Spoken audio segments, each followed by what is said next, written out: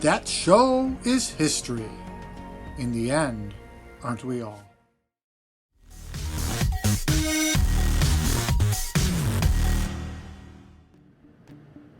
Welcome back. For this edition of Collector's Corner, I want to talk to you about a serious topic when it comes to military collecting, and that's the underbelly of this hobby. Give you an example.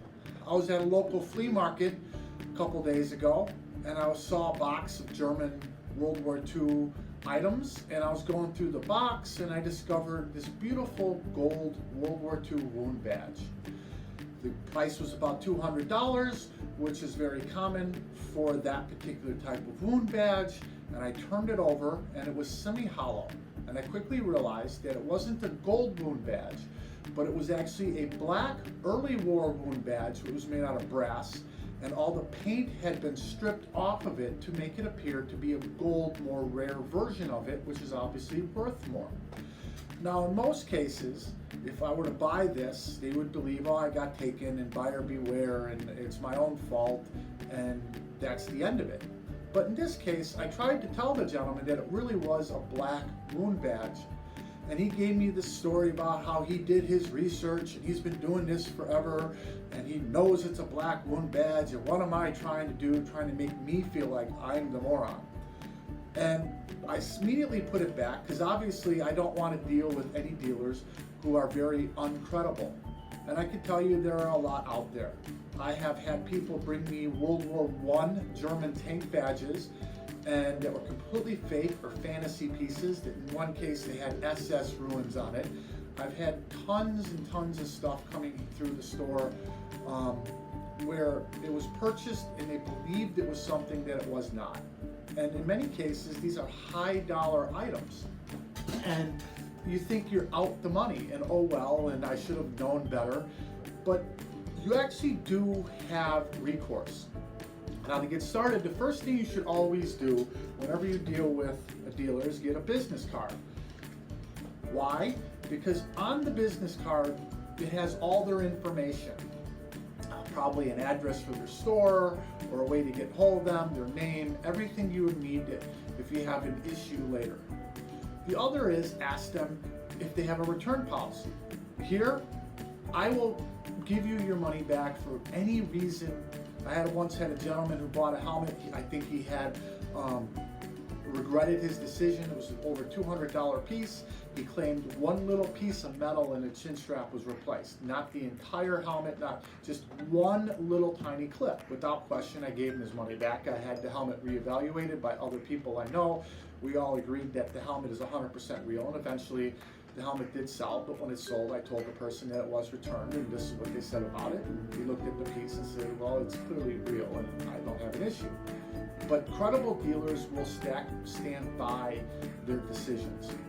If they don't, that's your first red flag, and I would encourage you to put it down and not buy it. But if you do, there are 3 laws in every state that do not have a statute of limitations. Now, the first is very obvious, and the first pretty much everyone who's watching this knows about, and that's called murder. Now, I don't encourage murder, but the other 2 are become very viable in this hobby. The other 2 are fraud and forgery. And they're that way because it might be years before you discover that you've been frauded or you bought a forgery.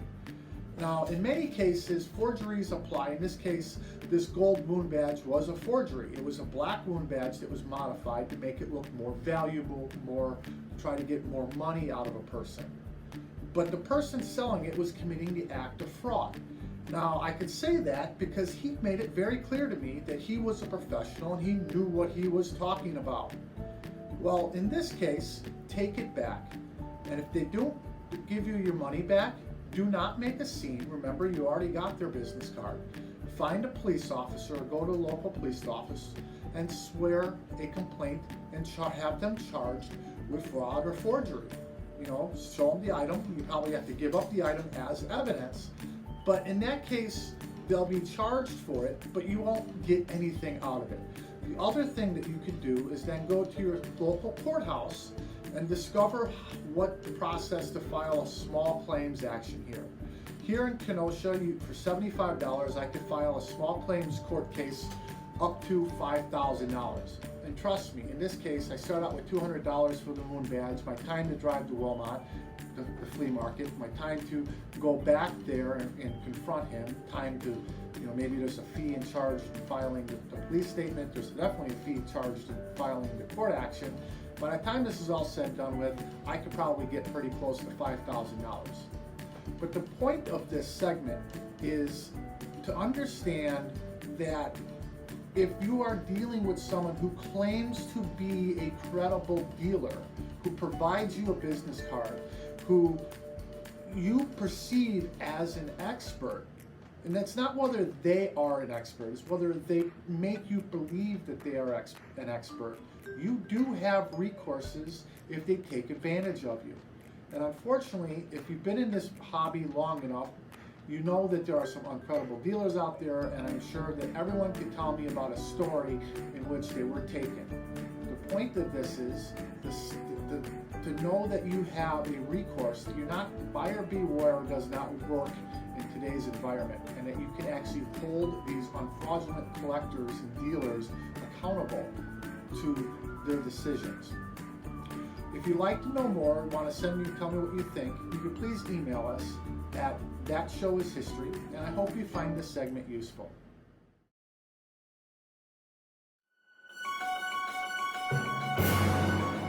Kenosha Military Surplus, located at 6527 39th Avenue. Open Tuesday through Friday, 9 a.m. till 5:30 p.m. Saturday, 10 till 5. Closed Sunday and Monday. Kenosha Military Surplus, striving to only have 100% authentic surplus, has been serving Kenosha for over 20 years. As November approaches, we have an opportunity to get out of the office and do a lot of local exhibits. Last week on Thursday, we started a day at the Milwaukee War Museum doing a woman's exhibit. And then that afternoon, we went to PAX 750, where we had the opportunity to do a program on the American flag, etiquette, and history. So here's a little video clip from that program. A lot of history in our flag that a lot of people don't realize. With PAX 750 providing a program on the history and etiquette of the American flag, from its creation all the way to what future flags look like with 51 through even 60 stars.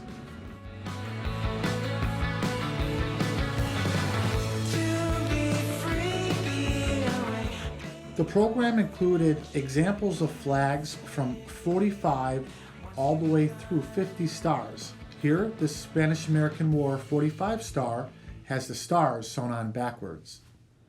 Remember, if you are a local school or community organization looking for a program to add value to your event, please let us know. Remember, you can email me directly at cbogar@hmihistory.com. But November is already very booked for us. On the 4th, we'll be at Harborside Academy doing a Roman presentation.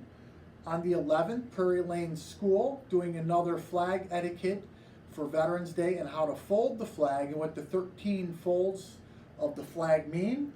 On the 18th, Burlington doing a World War II presentation at a senior center. The 19th, we will be setting up a program called the Remembrance Exhibit at Gateway Campus here in Kenosha. That'll be available for public viewing from the 19th through the 22nd. And this Sunday, November 3rd, we'll be setting up an exhibit at the North Side Library honoring American Legion Post 21 being a centennial post from from World War I uniforms all the way through items that the Post has collected over the last 100 years. So again, if you'd like us to do something, please let me know, and I hope you enjoyed the segment. Are you looking for an informative and entertaining history program about women? To find out more, call Shannon at 608-770-1973 or email civilwarlady61@yahoo.com.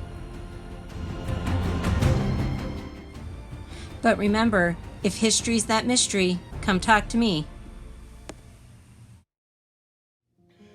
if you have an interest in World War II history, on November 16th at the War Memorial in Milwaukee, they're having an event called Come Home, the Remaining World War II Vets. It is a program where you'll have the opportunity to meet and hear the stories of several of the existing World War II veterans that live in the Milwaukee area. It starts at 11 a.m. I encourage you to bring your family out because, as you know, unfortunately, we're losing these veterans at an alarming rate. And in a couple more years, we sadly won't have access to these wonderful pieces of history in our communities anymore. And all that we'll have left are books. So if you have the opportunity, I encourage you to go out, meet the World War II vets. I had the opportunity to meet several of them when I was there doing our women's exhibit last week. And you know, it was really nice to see the gentlemen sharing their experiences with a whole bunch of 6th and 7th graders, and the kids really appreciating it. So again, it is November 16th, starting at 11 a.m. at the Milwaukee War Memorial Center, and I hope you have the opportunity to attend. The last event we'd like to talk to you about this November is November 9th. At American Legion Post 21, starting at 9 a.m., we'll be hosting an exhibit. We'll probably be doing our World War II exhibit that we did in Quincy, Illinois. At 10 o'clock, the Scarp Barter radio program will be aired live from 10 until noon. Our program, our exhibit upstairs at the Post, will go until about 2 o'clock in the afternoon. The location of American Legion Post is 504 58th Street, downtown Kenosha, right next to Frank's Diner.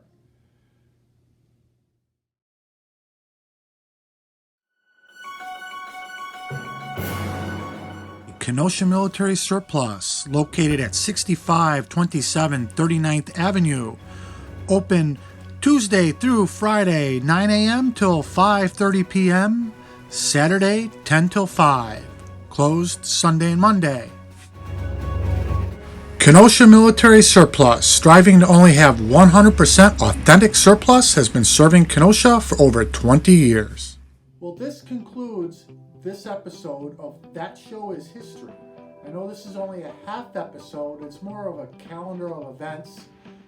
November is a very busy month for us doing exhibits for Veterans Day and the Marine Corps birthday all around Kenosha and the area.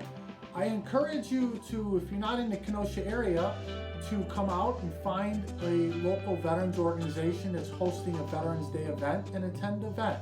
And take a moment of your day that day to thank those who have served to keep our nation free and who are still serving in other capacities as aldermen and mayors and what have you. Again, we'll return next month, hopefully with a little bit more exciting of an episode, a little more meat to it, and you don't have to just look at me talking. I apologize for the apparent boringness of this episode, but again, if you'd like to send us your comments, again, the email is thatshow@hfihistory.com, and we'll see you next month.